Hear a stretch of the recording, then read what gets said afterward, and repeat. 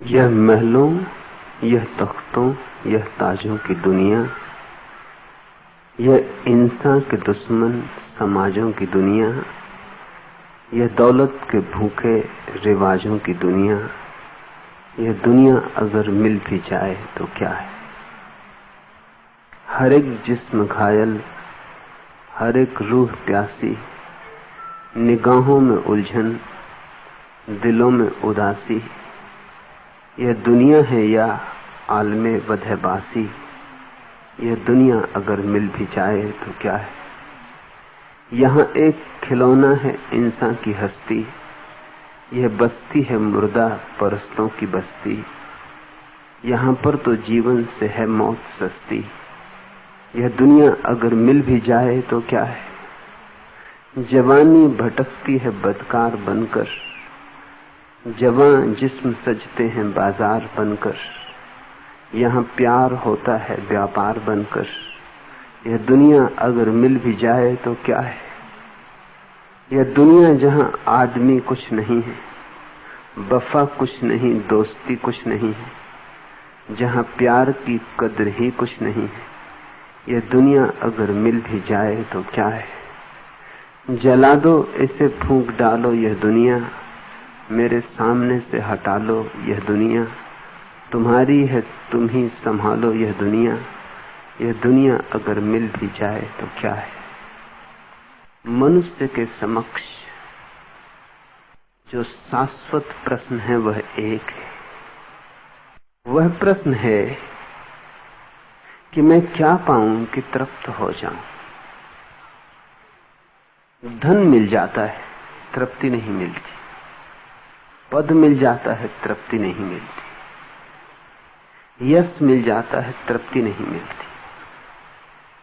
तृप्ति मिलनी तो दूर, जैसे धन पद और यश बढ़ता है वैसे ही वैसे अतृप्ति बढ़ती। जैसे जैसे ढेर लगते हैं धन के, वैसे वैसे भीतर की निर्धनता प्रकट होती। बाहर तो अंबार लग जाते हैं स्वर्णों के, और भीतर की राख और भी प्रगाढ़ होकर दिखाई पड़ने लगती है। धन के बढ़ने के साथ दुनिया में निर्धनता बढ़ती है। इस अनूठे गणित को ठीक से समझ लेना। जितना धनी व्यक्ति होता है उतना ही उसका निर्धनता का बोध गहरा होता है। जितना सम्मानित व्यक्ति होता है उतना ही उसे अपने भीतर की दीनता प्रतीत होती।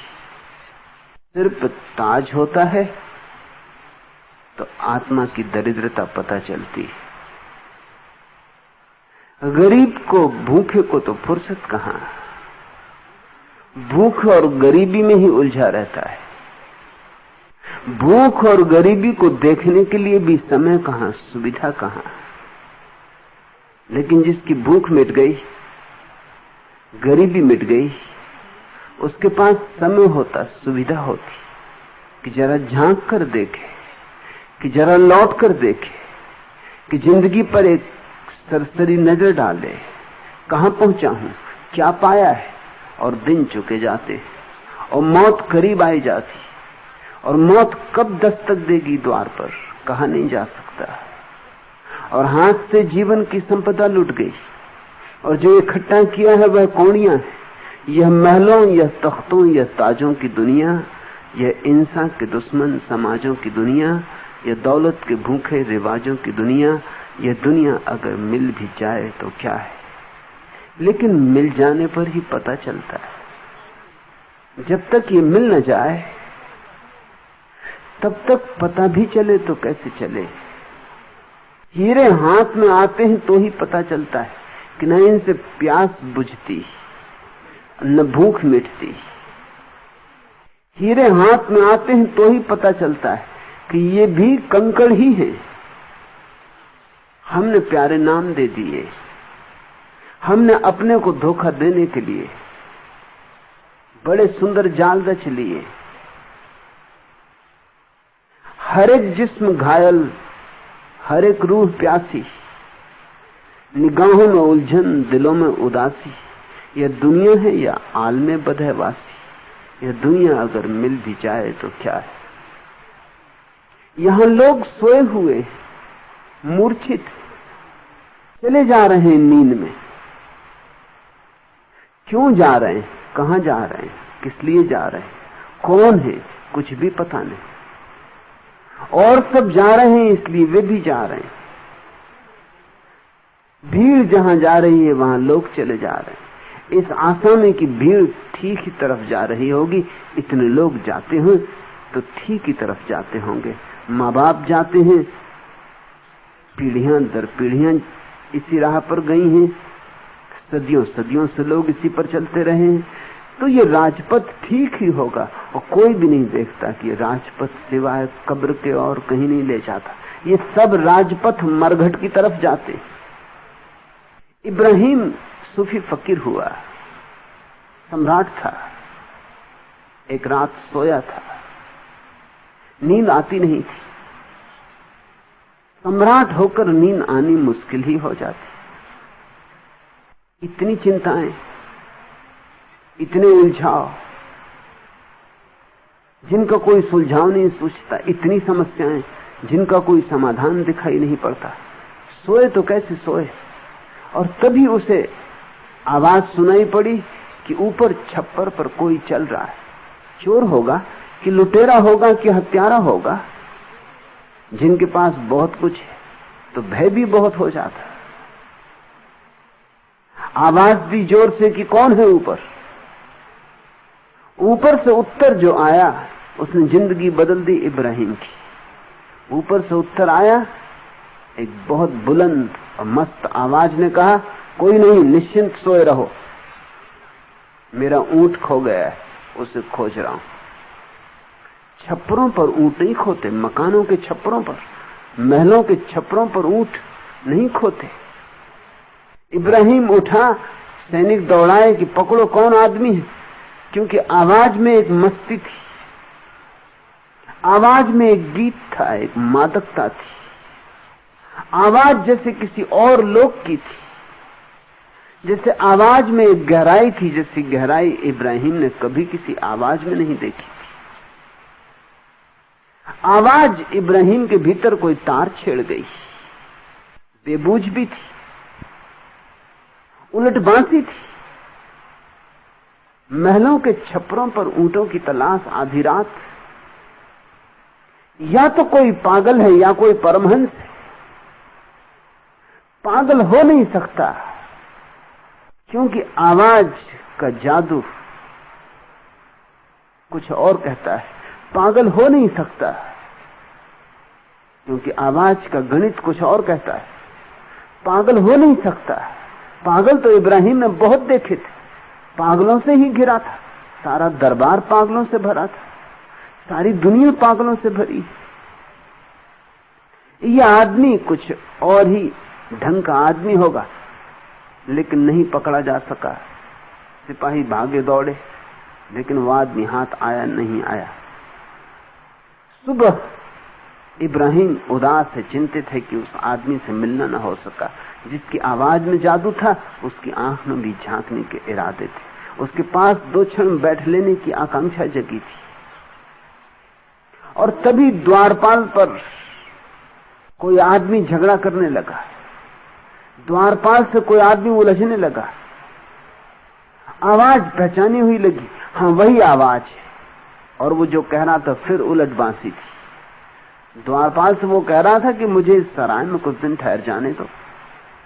और द्वारपाल कह रहा था तुम पागल तो नहीं हो, ये सराय नहीं, सम्राट का निवास स्थान।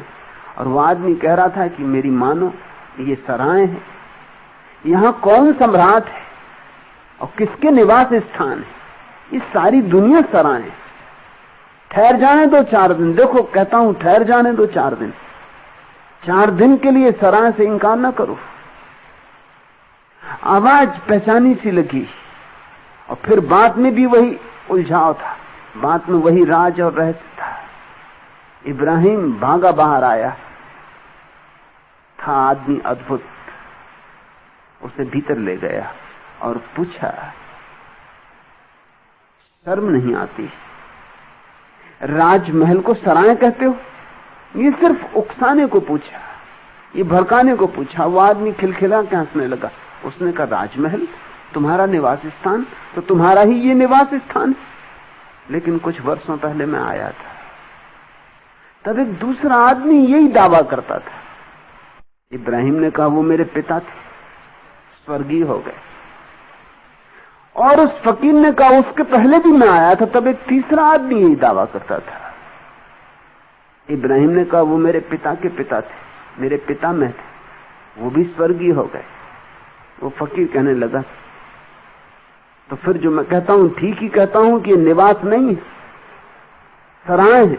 तुम कब तक स्वर्गीय होने का इरादा रखते हो? फिर भी मैं आऊंगा, फिर कोई चौथा आदमी कहेगा कि ये मेरा निवास स्थान, यहां लोग आते हैं और जाते। मानो मेरी 4 दिन ठहर जाने दो, ये कोई महल नहीं है, ना कोई निवास स्थान है। बात चोट कर गई। किन्हीं क्षणों में बात चोट कर जाती। कोई अपूर्व क्षण होते, तब छोटी सी बात भी चोट कर जाती। बात दिखाई पड़ गई, जैसे किसी ने झकझोर के जगा दिया, जैसे किसी ने जबरदस्ती आंख खोल दी। इब्राहिम थोड़ी देर तो ठिठका रह गया। जवाब दे तो क्या दे? जवाब देने को कुछ था भी नहीं। और इस आदमी की मौजूदगी और इस आदमी का आह्लाद और इस आदमी की सच्चाई और इस आदमी की वाणी की गहराई प्राणों के आर पार हो गई। उसने कहा कि आप सिंहासन पर विराजें और इस सराय में जब तक ठहरना हो ठहरें, मैं चला। इब्राहिम बाहर हो गया, महल छोड़ दिया। सराय में क्या रुकना है? फिर वो गांव के बाहर रहता था और अक्सर ऐसा हो जाता था कि राहगीर आते, वो एक चौराहे पर रहने लगा था, एक झाड़ के नीचे। और राहगीर उससे पूछते कि बाबा, बस्ती का रास्ता किस तरफ? तो कह देता कि बाएं चले जाओ। देखो, बाएं ही जाना तो बस्ती पहुंच जाओगे, दाएं भूल के मत जाना, नहीं तो मरघट पहुंच जाओगे।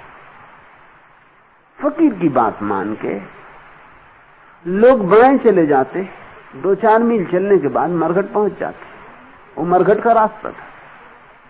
लौट के बड़े नाराज आते, ये भी कोई मजाक की बात है, हम थके मांदे यात्री, दूर से आए यात्री, और तुमने कहा बाएं ही जाना तो बस्ती पहुंचोगे, और हम मरघट पहुंच गए। तो इब्राहिम कहता, तो फिर हमारी भाषाओं में कुछ भेद है, क्योंकि वहां मरघट जिसको तुम कह रहे हो, जो लोग बसे हैं वो कभी उखड़ते नहीं, इसलिए मैं उसे बस्ती कहता हूं। जो बस गया सो बस गया। बस्ती उसको कहना चाहिए जहां से लोग कभी उखड़ते ना हो, बस गए तो बस गए। तो फिर तुम मरघट की पूछते थे, लेकिन तुमने बस्ती क्यों कहा? तो मरघट इस तरफ है, दाईं तरफ चले जाओ। जिसको तुम बस्ती कह रहे हो वो मरघट है, क्योंकि वहां सब आदमी मरने को तत्पर है। आज कोई मरा, कल कोई मरा, परसों कोई मरा। यहां एक खिलौना है इंसान की हस्ती। यह बस्ती है मुर्दा परस्तों की बस्ती। यहां पर तो जीवन से मौत सस्ती। यह दुनिया अगर मिल भी जाए तो क्या है? लेकिन दौड़ रहे लोग कितनी आपदापी इस दुनिया को पा लेने के लिए,